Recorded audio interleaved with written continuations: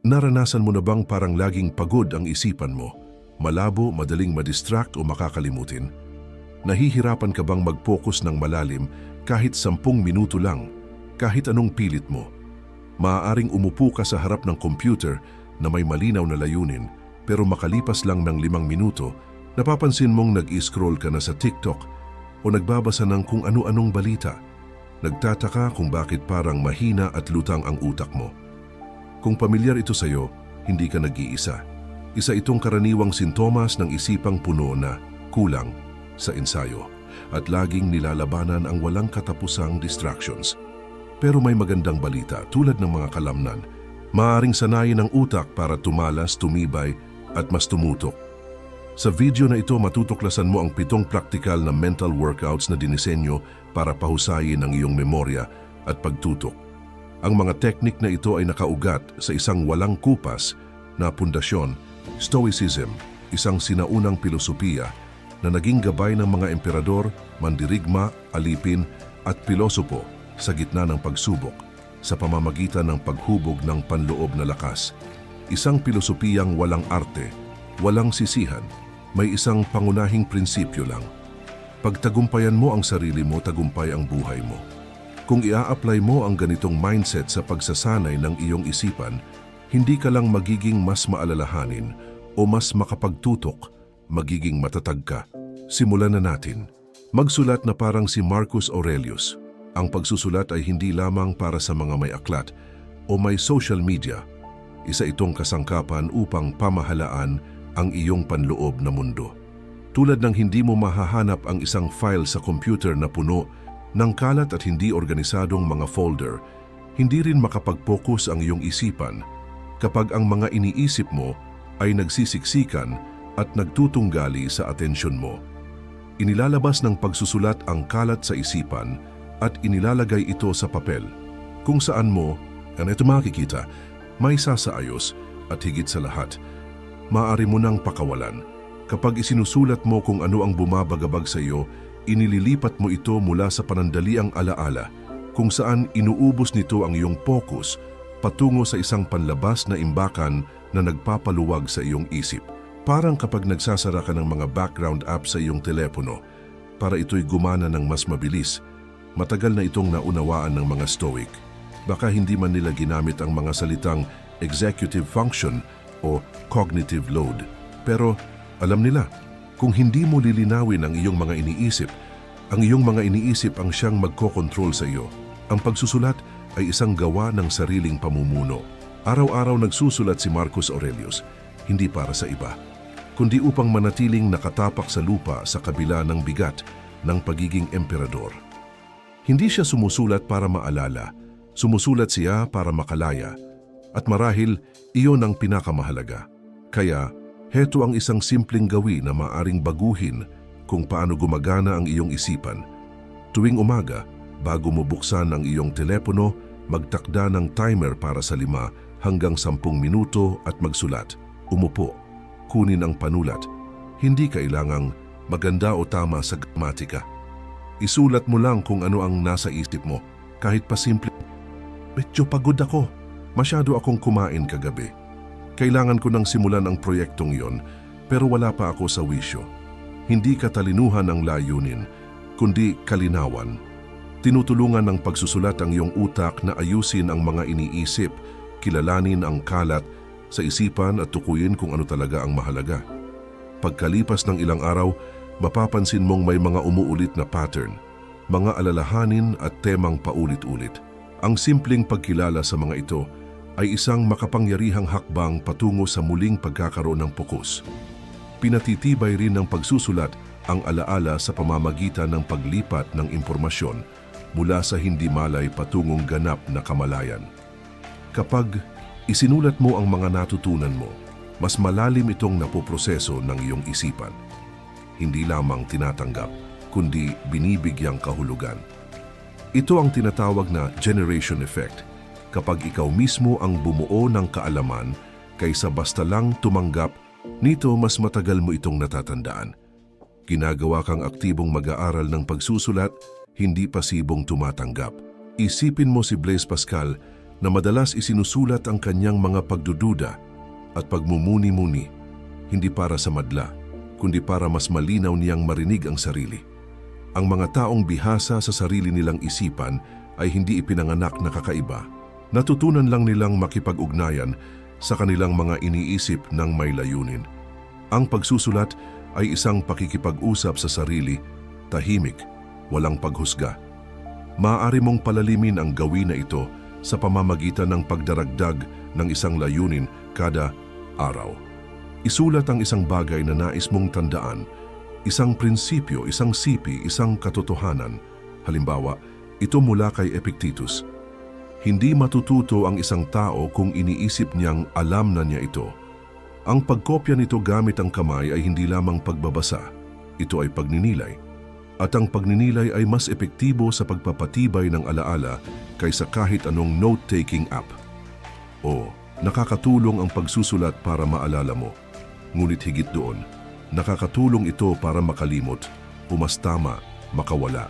Bit-bit natin ang mga lumat, hindi pinangalan ng damdamin munting pangamba, at alalahaning unti-unting sumisira sa ating focus. Nililinis ng pagsusulat ang mental workspace mo, parang pagsasara ng mga pop-up window na paulit-ulit na humahadlang sa iyong daloy. Kapag wala na ang mga iyon, muling luminaw at lumalim ang iyong pag-iisip. Kung naitanong mo na kung bakit minsan hindi ka makapag-focus, kung bakit ang pagbabasa ay parang mabigat na gawain, o kung bakit lumulutang ang isipan mo, pag-upo pa lang sa trabaho, hindi dahil tamad ka, sobra ka lang sa pasan. Sobra kang nagdadala ng mga hindi pa napoprosesong iniisip. Ang pagsusulat ay parang paglilinis ng RAM ng isipan bago magsimula ang tunay na pag-iisip. Kaya bukas ng umaga, laktawan muna ang lo-fi playlist o ang sobrang tapang na kape. Buksan mo ang isang kwaderno, kunin ang panulat at magsulat, tapat magulo kung anuman ang lumabas. Pagkalipas ng isang linggo, gumagaan na ang iyong isipan. Pagkalipas ng isang buwan, tumatalas ang iyong pag-iisip. At pagkalipas ng ilang buwan, hindi ka na hila-hila ng iyong mga iniisip. Ikaw na ang humahawak sa manibela. Kapag natulungan ka na ng pagsusulat na ayusin ang nasa loob mo, isali mo naman ang iyong katawan sa usapan. Hindi lahat ng sagot ay nasa pahina. May mga sagot na naghihintay sa paggalaw. Kahit pinakamaliit na hakbang, maaaring magbukas ng pinakamalalim na focus at pagkamalikhain sa loob mo. Pangalawa, igalaw ang katawan. May isang bagay na bihira nating mapansin. Ang mga sandaling may biglang kislap ng ideya o may biglang malinawan sa isip. Kadalasan, hindi ito nangyayari habang tayo'y nakaupo lang. Mas madalas, dumarating ito habang naghuhugas tayo ng pinggan, naglalakad sa labas o nagiinat matapos ang matagal na pagupo. Para bang ang bahagyang paggalaw ng katawan ay nagbubukas ng isang susi sa isipan. Hindi iyon aksidente, iyan ang kalikasan ng tao. Ginawa tayong gumalaw, hindi lang upang makarating mula punto A papuntang B, kundi upang mas makapag-isip, hindi hiwalay ang utak sa katawan. Ito ay isang pagpapalawig ng galaw. Kapag naglalakad ka, dumadaloy ng mas maayos ang dugo, mas maraming oksiheno ang umaabot sa utak, at ang mga bahagi ng isipan na may kinalaman sa alaala, konsentrasyon, wika at imahinasyon ay tumatalas. Kaya't sinasabi ng mga neuroscientist tulad ni Dr. Wendy Suzuki ng NYU na ang ehersisyo ang pinaka-transformatibong bagay na maaari mong gawin para sa iyong utak sa ngayon.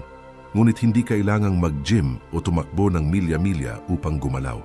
Paalala ng mga Stoic, mamuhay ng simple, may layunin at episyente, at ganoon din dapat ang ating galaw. Naranasan mo na bang maglakad lang para mag-isip? Walang earphones, walang podcast, walang text, lakad lang, hinga at pansin. Bawat hakbang ay nagpapabagal sa bagyong umiikot sa iyong ulo. Habang gumagalaw ang mga paa, unti-unting nagkakaayos ang isipan. Marahil naranasan mo na ito noon, hindi mo lang alam kung anong tawag. Ngayon alam mo na, hindi lahat ay may oras para sa mahahabang lakad, pero kahit ang maliliit at simpleng galaw sa opisina, sa silid-aralan o sa loob ng bahay ay maaaring magkaroon ng di inaasahang epekto sa iyong isipan. Tumayo kada 30 minuto, maglakad-lakad ng 2 minuto na walang ginagawa. Basta gumalaw lang. Hindi lang ito para sa sirkulasyon ng dugo. Binibigyan din nito ng pagkakataon ng utak na mag-reset, parang pagpindot ng F5 sa iyong diwa. Bawat magaan na paggalaw ay nagpapalipat sa utak mula sa pagkapagod tungo sa panibagong lakas. Isa pang paraan, mag-isip gamit ang mga kamay. Kapag isinasama mo ang katawan sa proseso ng pag-iisip, tulad ng pagdodrawing sa whiteboard, malakas na pagbasa habang nakatayo o paglalakad habang nag-aaral, na aktibo mo ang parehong motor memory at semantic memory. Ang sabayang aktibasyong ito ay tumutulong sa utak na mas tumibay ang pag-alala. Tinawag ito ng mga Griego na loci method o pag-alala sa pamamagitan ng espasyo. Sa mas simpleng salita, gumalaw habang natututo at naroon din ang tahimik at paulit-ulit na mga gawain, paglalaba, paghuhugas ng pinggan ng walang ingay. Naaktibo rito ang tinatawag na default mode network ng utak, ang lugar kung saan namamayani ang pagkamalikhain at alaala. Ang mga dakilang inventor at negosyante tulad ni Nikola Tesla ay pinahahalagahan ang mga ganitong katahimikan bilang sagradong oras ng pag-iisip. Sa panahong puno ng ingay, ang tunay na tanong ay, binibigyan mo ba ang katawan ng pagkakataong tulungan ang isipan? O pilit ka pa ring nananatiling nakaupo, umaasang maging produktibo, habang unti-unting nauubos ang focus mo? Hindi na nakapagtataka kung bakit araw-araw naglalakad ng mahigit 20 kilometro si Mahatma Gandhi para linawin ang kanyang isipan, o kung bakit may sariling paglalakaran si Charles Darwin, ang tinatawag niyang sandwalk, kung saan siya nagpapabalik-balik habang iniisip ang teorya ng ebolusyon. Hindi mo kailangang maging si Darwin, pero kailangan mo ng sariling espasyo na gaya niyon, kahit ang pasilyo lang sa tabi ng iyong mesa. Subukang magtakda ng timer kada 45 minuto. Tumayo, mag-inat, at maglakad ng 10 ikot sa paligid ng iyong upuan o lumabas sa iyong balkonahe tuwing umaga bago tingnan ang telepono. 3 minutong tahimik na paggalaw at paghinga. Gawin mo ito araw-araw at mapapansin mong mas malinaw pa rin ang iyong isipan pagsapit ng hapon. Titibay ang iyong alaala at ang konsentrasyon ay hindi na pakiramdam na isang hiblang madaling maputol. Ang paggalaw ay hindi lamang pisikal. Ito'y pintuang bukas sa kalinawan ng isipan, talas ng damdamin, at utak na marunong makinig sa sarili. At kapag nagising na ang isipan sa pamamagitan ng galaw, ang susunod na hakbang ay hindi ang dagdagan pa ito ng impormasyon. Ang susunod ay ayusin ito, sapagkat hindi nasusukat ang kapangyarihan ng alaala sa dami ng naitatago, kundi sa kung gaano kahusay nitong alam kung saan ilalagay ang lahat. Kaya, paano mo mas lalalimang maalala, pipiliing may karunungan at mananatiling matatag sa gitna ng kaguluhan. Magpatuloy tayong maglakad patungo sa pamamaraang ginamit ng mga Stoic sa loob ng maraming siglo, malinaw at may estrukturang alaala.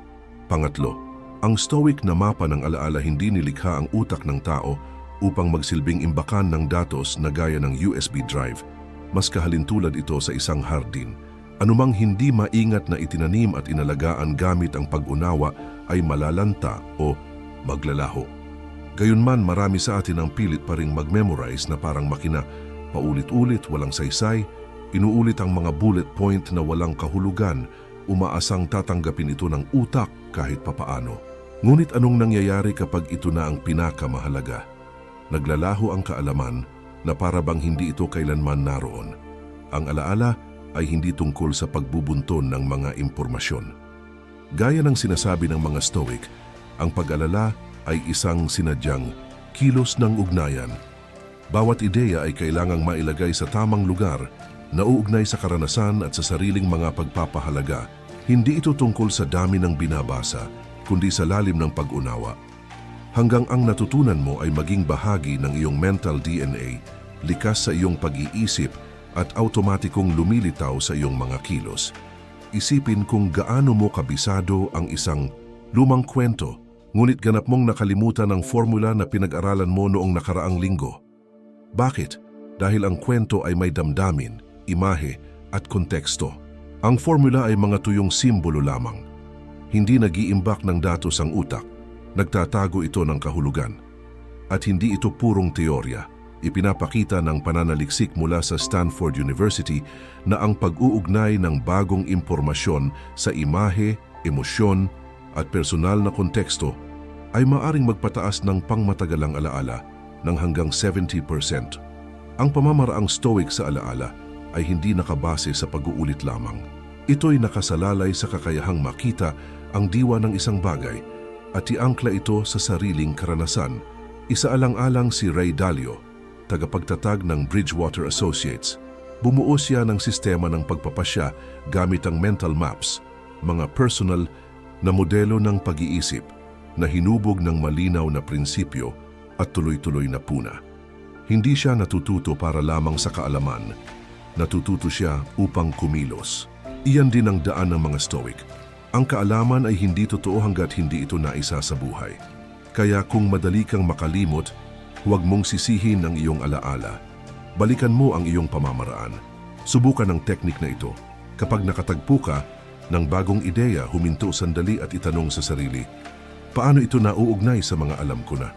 Pagkatapos isipin ito bilang isang malinaw na imahe. Iugnay ito sa isang aksyon, damdamin o pamilyar na sitwasyon.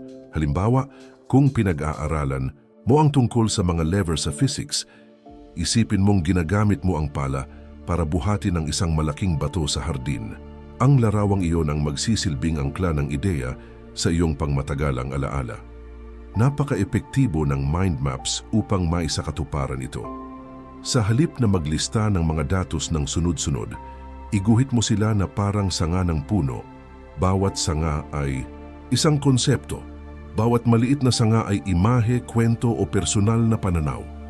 Sa ganitong paraan, hindi ka lang nagkakabisa, inaangkin mo ang kaalaman.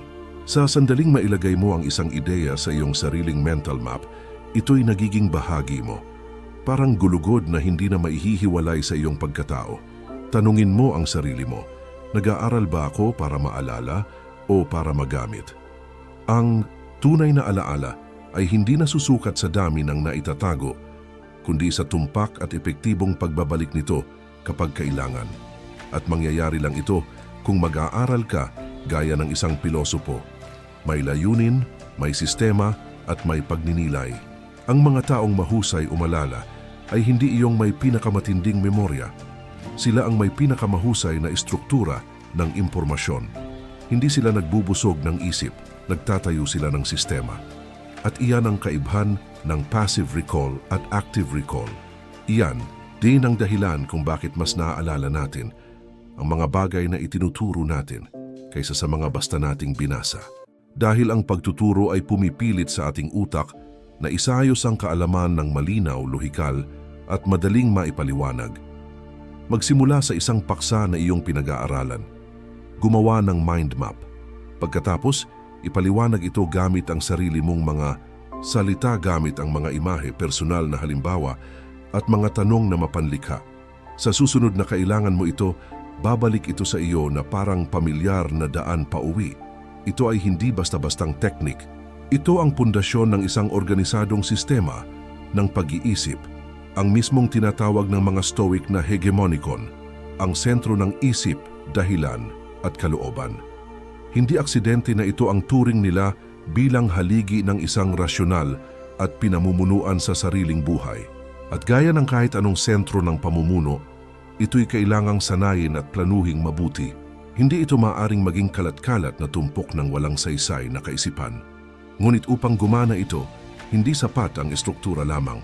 Kailangan mo ng isang tagabantay, araw-araw, pinabaha ang iyong isipan ng balita, pagkabahala, paghahambing, at paghusga. Kung walang nakatayo sa pintuan ng iyong diwa upang piliin kung ano ang papapasukin at ano ang dapat hadlangan, kahit ang pinakamalakas na kuta ay maaaring wasakin mula sa loob. Diyan nagsisimula ang papel ng mental gatekeeper. Pang-apat, ang panloob na bantayan minsan ang kalat sa isip ay hindi nanggagaling sa sobrang dami ng ginagawa, kundi sa pagpapasok ng sobrang dami ng walang tagabantay. Tiningnan mo lang ang lagay ng panahon sa iyong telepono, pero nauwi ka sa panonood ng maikling video. May lumabas na notification, kumatok ang katrabaho. Isang random na isipin tungkol sa utang na hindi pa nababayaran kahapon ng sumakmal sa iyong isip. Wala ka pang nasimulan, pero parang nagmarathon na ang utak mo, malabo ang mga alaala at wala kang focus. Sa pilosopiyang Stoic, tinatawag ito na breach, hindi mula sa labas kundi mula sa loob. Inilarawan ito ni Marcus Aurelius bilang pagtataksil ng isang isip na walang bantay. Kaya kahit siya ay isang emperador, naglaan siya araw-araw ng oras para sa isang bagay, tahimik na pag-oobserba sa kanyang mga iniisip. Ang pagiging tagabantay ng iyong isip ay hindi isang malabong konsepto. Ito ay isang kasanayan, gaya ng pag-aaral magbaybay o magbuhat ng weights. At ang simula ay nakakagulat na simple. Umupo ng tahimik ng 5 minuto araw-araw at pagmasdan ng iyong hininga. Hindi ito relihiyosong meditasyon. Ito ay pagsasanay ng kamalayan. Kapag may pumapasok na isipin, huwag itong habulin, husgahan o piliting itaboy. Kilalanin lang ito. Ito ay pagkabalisa o iyan ay kuryosidad at marahang bumalik sa iyong hininga. Parang doorman na tumitingin kung may paparating, tapos muling tumatayo ng matatag. Sa bawat ulit mong gawin ito, sinasanay mo ang utak mo na bumalik sa kasalukuyan. Isang mahalagang kakayahan para sa alaala at konsentrasyon. Ipinakita ng pananaliksik mula sa University of Massachusetts Medical Center na pagkatapos ng 8 linggong araw-araw na pagmamasid sa hininga, tumataas ng malaki ang gray matter density sa hippocampus, bahagi ng utak na konektado sa alaala. Samantalang ang amygdala, sentro ng stress at emosyon, ay lumiliit. Ano ang ibig sabihin nito? Hindi ka lang mas marami ang matatandaan, kundi mas bihira ka ng malunod sa mga nakakabahalang o nakakagambalang isipin. Nagsisimula ng muling ayusin ng utak mo ang sarili para sa kaliwanagan at kaayusan. Dito nagkakamali ang karamihan. Ang alaala ay hindi lang basta pagkuha ng tala, pag-uulit ng mga fakta o paggamit ng memory tricks. Ito rin ay tungkol sa pagpapanatiling malinis ng entablado ng iyong isipan para lumitaw ang mga mahalaga. Kung ang isip mo ay isang teatro, karamihan sa atin ay pinapapasok ang daan-daang di nakikilalang artista ng sabay-sabay. Walang script, walang spotlight, walang ayos. Ano ang resulta? Kaguluhan. Ang pagmamasid sa isip ay ang stage manager mo. Hindi nito pinipigilan ang mga artista. Pinipili lang nito kung sino ang papasok. Kaya kapag oras na para mag-focus, ang isip mo ay hindi na puno at maingay na lugar. Ito'y maliwanag, tahimik na espasyo, handa para sa mga mahahalaga. Pwede kang magsimula ngayon. Hindi mo kailangan ng espesyal na unan o perpektong tahimik na lugar. Kailangan mo lang ng upuan, sa minuto at isang desisyon. Umupo, ipikit ang mga mata at bantayan ang iyong isip na parang pinto ng isang banal na lugar. Kapag may pumasok na isipin, lagyan ito ng label, tapos bumalik sa hininga. Sa simula, madalas kang maligaw, palipat-lipat ang isip mo. Hindi iyon pagkakamali, iyon ang pagsasanay. Sa bawat pagkakataong mapansin mong lumihis ka at bumalik, isang rep iyon para sa iyong awareness muscle. Subukan mo ito ng tuloy-tuloy ng 7 araw, 5 minuto lang kada araw. Itala ang progreso mo. Mararamdaman mong magiging magaan ang isip, mas dadami ang maalala mo. At nakakagulat, magkakaroon ka pa ng dagdag na oras dahil hindi ka na huhubugin ng bawat paliparang isip. Tanungin ang sarili, buhay ka ba ng may isip na walang bantay? Gaano kadalas kang umupo para sa isang mahalagang bagay, tapos nauwi sa paglaho sa mga mensahe o paikot-ikot na pag-iisip? Kung madalas ang sagot, walang hiya doon.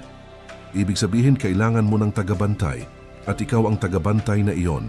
Kung nandito ka pa, patuloy na nagbabasa, kasama ko pa rin, congratulations. May ibig sabihin yan, hindi mo lang ito pinakikinggan, handa ka ng kumilos.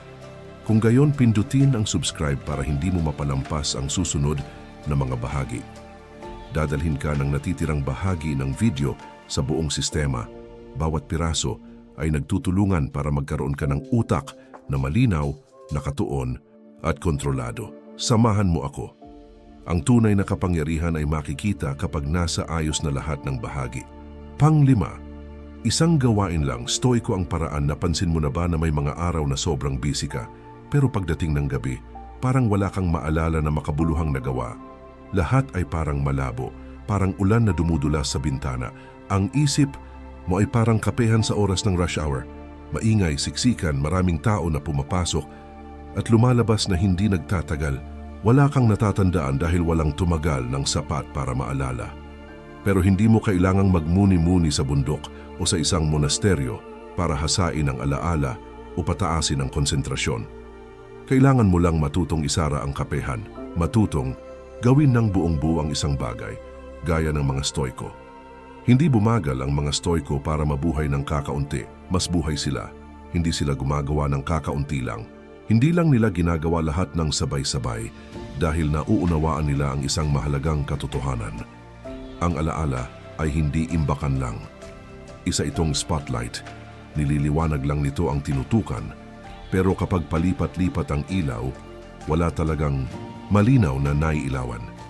Para maalala ng malinaw at malalim, kailangan mo itong bigyan ng buong atensyon ng sapat na tagal. Kaya ang focus ay hindi lang isang birtud ng Stoiko, isa itong ehersisyo ng isip. Halimbawa, nagbabasa ka ng libro. 3 pahina pa lang kinuha mo ang telepono para tingnan ang mensahe. Pagbalik mo, kailangan mong basahin muli ang pahina. Ang kakaibang pakiramdam na parang nabasa ko na ito ay cognitive fragmentation. Hindi nabigyan ng sapat na oras ng utak mo na ilipat ang impormasyon mula short-term patungong long-term memory. Kapag paulit-ulit mo ito ng 1 taon, makakabasa ka ng 12 ng libro pero walang maipapakita. Ang focus ay hindi luho. Ito ay kaligtasan, lalo na para sa isip na araw-araw ay pinapahirapan ng social media. Narito ang unang ehersisyo mo. Pumili ng isang gawain ngayon at gawing ritual ng focus. Halimbawa, paggawa ng kape. Kapag ginagawa mo ito, gawin mo lang talaga ito. Hingi ng bango ng beans. Pakinggan ang tubig na kumukulo. Panoorin ang kape na tumutulo. Huwag sumagot ng mensahe o isipin ang deadline. Hindi ka lang naroroon, tinuturuan mo ang utak mo na ito ay karapat-dapat na pagtuunan. 5 minuto lang ng isang bagay na buong focus ang gawin ay maaaring mag-reset ng buong nervous system. Hamos yung maatang nakakapagtaka, hindi ka mapapagod pagkatapos. Magiging magaan ang pakiramdam dahil hindi mo na kailangang i-juggle ang 10 ditapos na isip sa ulo mo. Alam mo ba na ang alaala ay hindi lang nakakabit sa impormasyon kundi sa estado ng isip mo? Kapag nag-aaral ka sa kalat-kalat na estado, tinatanggap ng utak mo ang karanasan bilang ingay at hindi ito pinapahalagahan. Pero kapag nakatuon ka ng buo, minamarkahan ng utak mo ang sandali bilang mahalaga. At doon ito naiimbak.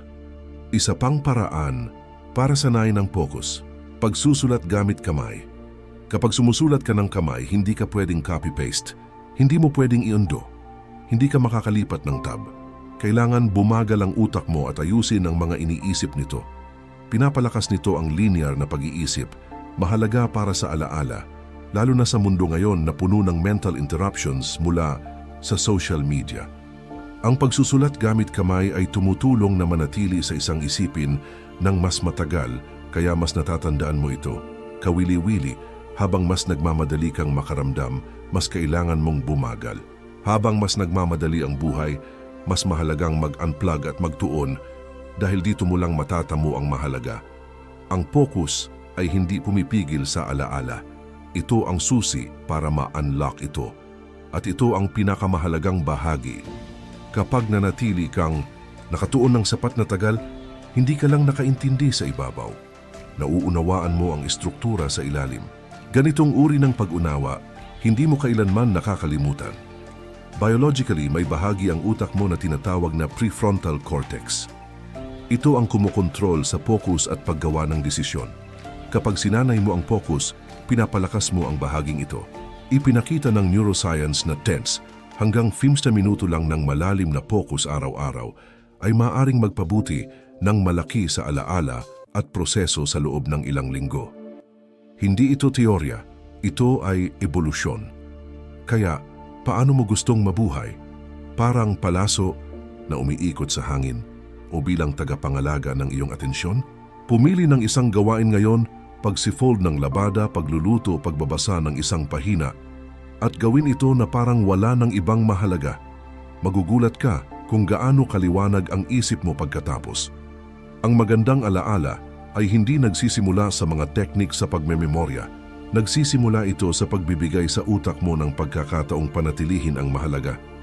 Sa kalaunan, hindi nagugustuhing manahimik ang pag-unawa sa loob mo. Gusto nitong lumabas, gusto nitong maipaliwanag, maibahagi. At sa sandaling subukan mong ipaliwanag, ang isang bagay na sa tingin mo ay naintindihan mo, sisindi ang isip mo. Lumulutang ang mga ideya, gumagawa ka ng koneksyon. Kung ang focus ay ang paghawak, ang pagtuturo naman ay ang pag-lock dito. Ang pinakamahusay na paraan para maalala ang isang bagay ay ipasa ito sa iba. Tuloy tayo sa susunod na bahagi, pang-anim magturo. Para matandaan kapag binasa mo lang o narinig ang isang bagay, madali itong makalimutan sa loob lang ng ilang oras. Pero kapag napilitan kang ipaliwanag ito sa iba, dumikit ito ng malalim na hindi mo na mabitawan. Parang bumulong ang utak mo, mahalaga ito, hawakan mo. Ang problema, karamihan sa atin ay parang mga funnel lang. Pumapasok ang impormasyon tapos dumadaloy lang palabas. Walang pagninilay, walang pagproseso. Kaya kahit na maraming binabasa, pinapakinggan at pinag-aaralan, pagdating ng oras na kailangan mong alalahanin, parang wala kang maalala. Sabi ng isang matandang kapitbahay, ang batang lalaki ko, naaalala lahat ng natutunan niya kasi palagi siyang umuuwi at kinukwento ito sa kanyang lola. Ang matanda naman, tahimik lang na parang bato natututo tapos tuluyang nawawala. Malalaman mo kung sino ang mas magaling. Wala ng libro, wala ng siyensya. Pero tama siya, hindi napapanatili ng utak ang kaalaman sa pamamagitan ng passive intake. Nangyayari ito sa pamamagitan ng aktibong pagpapahayag. Kapag nagpapaliwanag ka ng isang bagay, kahit simpleng pagkukwento o pagtuturo lang, napipilitang linawin, ayusin at ipaliwanag mo ito. At ang prosesong iyon ang naglalak sa kaalaman sa long-term memory. Sa loob ng utak mo, ang hippocampus ay parang pansamantalang imbakan. Kapag hindi nakikita ng utak ang dahilan para itago ang isang bagay, itinatapon nito iyon. Pero kapag naaalala mo ang impormasyon gamit ang sariling salita, sa pagsasalita man o pagsusulat, nakakatanggap ang utak ng signal na mahalaga ito. Dito pumapasok ang prefrontal cortex na tumutulong sa hippocampus para ilipat ang impormasyong iyon sa long-term storage. Dito nagiging pangmatagalan ang alaala. Naiintindihan ito ng mga Stoiko pa noong sinaunang panahon, pero hindi nila ito tinawag na teknik sa pag-aaral. Tinawag nila itong mental na pagsasanay. Sabi ni Seneca, habang nagtuturo tayo, natututo tayo. Kapag naipapasa mo lang ang natutunan mo, doon mo ito tunay na nagiging sayo. Hindi ito basta-bastang pagme-memorize. Ito ay isang sinasadyang pagkilos para gawing bahagi ng pagkatao mo ang kaalaman. Isipin ang isang simpleng tanghalian kasama ang mga katrabaho. Kaninang umaga, may nabasa kang nakakatuwang bagay.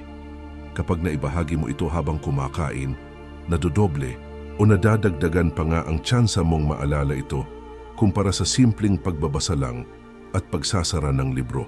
At kapag umuwi ka tapos sumulat ka pa ng maikling post sa social media tungkol dito, kahit walang ibang makabasa, malaki pa rin ang nagagawa mo. Tinuturuan mo ang utak mo.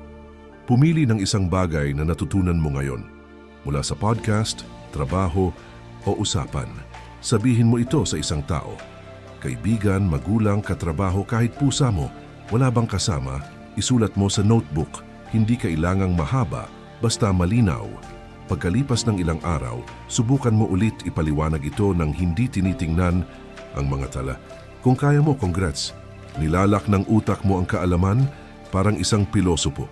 Ang astig pa rito, hindi lang pinapalakas ng pagpapaliwanag ang alaala. Pinapatalas din nito ang focus mo. Mas nagiging mapanuri ka sa pakikinig. Hinahanap mo kung ano ang karapat-dapat.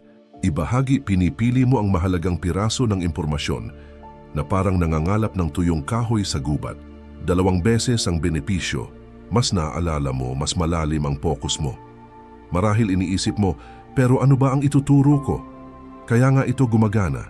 Hindi mo kailangang maging eksperto. Kailangan mo lang gustong mas maunawaan ng mabuti. Sa bawat pagpapaliwanag, hindi ka nangangaral. Hinuhubog mo ang isip mo at malapit mo nang mapansin ang pagbabago. Mas magiging matalas ang mata mo sa pagbabasa, pakikinig at pagmamasid dahil alam mong kailangan mong ibahagi ito. Kapag namumuhay ka na parang lahat ay posibleng gawing aral, mas nagiging alerto ka, mas tumpak at lumalaban ng parang mandirigma ang alaala mo. Pero eto ang pinakamahalaga. Ano ang mangyayari kapag hindi ka lang nagkukwento, kundi pumapasok ka sa hindi pa kilala? Kapag hindi ka lang natututo mula sa libro o iba, kundi mula sa mga tunay at hilaw na karanasan. Kapag may ginawa kang awkward, bago o nakakatakot, dito tumataas ang utak mo sa pinakamataas na antas. Dito sumasabog ang paglago. At ito ang huling aral na iniwan ng Stoicism. Lumabas sa comfort zone mo. Subukan ang bago araw-araw. Hindi para baguhin ang buhay mo agad-agad, kundi para muling iguhit ang mapa sa loob ng isip mo. Dahil habang mas malayo kang lalakad mula sa pamilyar, mas matalim, mas matalino, at mas buhay ang utak mo. Pangpito, subukan ang bagong bagay. Hindi mo kailangan ng brain training games o memory apps. May isang simpleng paraan, madalas hindi napapansin, para patalasin ang isip. Subukan ang isang bagong bagay araw-araw. Parang napakasimple nito para maging mahalaga. Pero isa ito sa pinakamakapangyarihang gawain para paunlarin ang memorya at focus kapag naintindihan mo kung paano ito gumagana at tuloy-tuloy kang gumagawa nito. Hindi interesado ang Stoic philosophy sa mga matataas na teorya. Ito ay matindi at praktikal. At walang mas praktikal pa kaysa pilitin ang isip mo na lumabas sa autopilot gamit ang maliliit at kakaibang karanasan na pinipilit ang utak na mag-focus. Ang atensyon ng daan papunta sa memorya. Kapag nakilala ng utak mo ang isang bagay bilang pamilyar, nagsisave ito ng enerhiya sa pamamagitan ng pagtulog o pag-ignore. Nag-commute ka papunta trabaho na parang robot at hindi mo maalala kung sino ang bumati sa'yo. Pero kung ngayon umaga iba ang ruta mo o suot mong medyas ay hindi magkapares, gigising ang utak mo. Mapipilitan itong mag-engage para i-process ang bagong input. Dito nagsisimulang mag-activate ang memorya at focus. Hindi lang ito kwento lang. Ang mga pag-aaral sa neuroplasticity, ang kakayahan ng utak na baguhin ang sarili ay nagpapakita na ang pag-expose sa utak sa mga bagong sitwasyon ay nagpapalakas sa hippocampus at prefrontal cortex, dalawang pangunahing bahagi ng utak para sa memorya at atensyon. Tulad ng mga kalamnan, kailangan hamunin ng utak sa tunay na pagsisikap sa buhay, hindi lang sa IQ tests. At ang pinaka-epektibong exercise ay kadalasang nasa anyo ng maliliit at kakaibang pagpili sa araw-araw mong routine. Pwede ka nang magsimula ngayon. Hindi kailangan ng inspirasyon. Mag-toothbrush gamit ang kamay na hindi dominant. Sumulat ng ilang linya gamit din iyon. Ayusin ang workspace mo.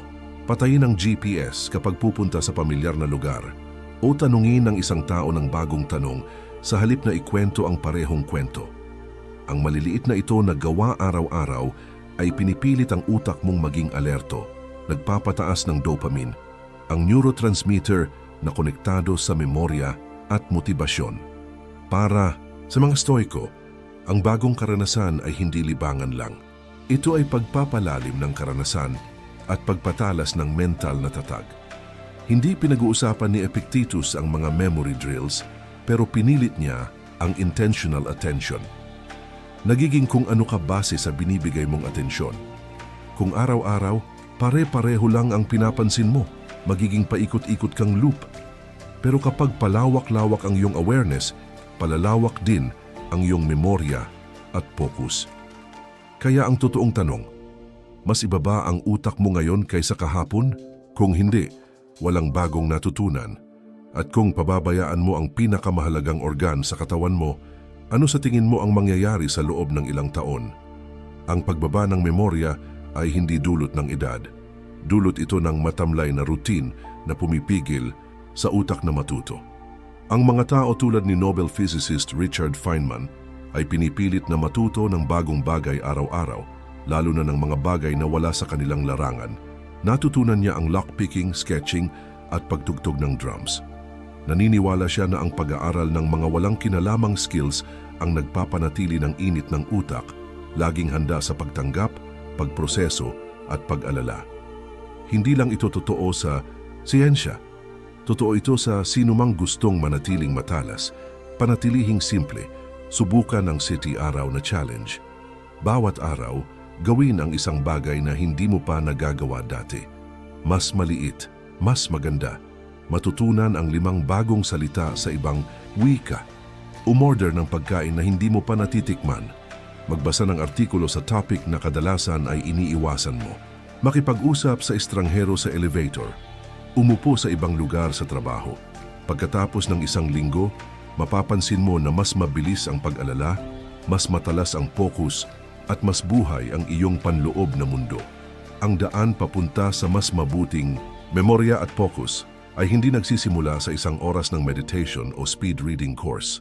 Nagsisimula ito sa desisyon ng isang stoiko, tumangging mabuhay na paikot-ikot lang. Sa bawat kakaibang pamumuhay mo, ang utak mo ay nag-a-adjust, tumatalas at gumigising. Huwag maghintay ng motibasyon, gawin mo muna. Susunod ang linaw at alaala. At kung iniisip mo na ang pagsipilyo gamit ang kaliwang kamay ay walang epekto, mali ang pagka-underestimate mo sa utak na ginawa para matuto habang buhay. Kaya ano ang gagawin mo ngayon para hindi maging kopya lang ng kahapon ng utak mo? Napag-usapan natin ang 7 paraan para sanayin ang isip, hindi sa pag-uunahan o pagpilit alalahanin, kundi sa pamumuhay ng may kamalayan, intensyon at lalim, totoo sa diwa ng isang stoic practitioner. Mula sa pagsusulat para mas maintindihan ang sarili pagkilos para buhayin ang isip, hanggang sa pagsubok ng bago araw-araw. Bawat paraan ay may iisang layunin, panatilihing mabilis, matatag at malinaw ang isip sa gitna ng magulong mundo. Hindi kailangang palakasin ang utak. Kailangan lang itong bigyan ng espasyo para gawin ang likas nitong tungkulin. Matuto, mag-adapt at umunlad. Kung may isang paraan dito na tumimo sa puso mo o nagbigay sa iyo ng ideya, huwag mag-atubiling. Ibahagi ito sa comments. Gusto kong marinig ang kwento mo at baka makatulong ang pananaw mo sa iba na katulad ng landas na tinatahak mo. At kung nagustuhan mo ang video na ito, isang like ang magandang paraan para malaman ng YouTube na karapat-dapat itong ibahagi. Salamat sa oras at atensyon mo. 2 sa pinakamahalagang regalo na maibibigay ng tao sa kapwa.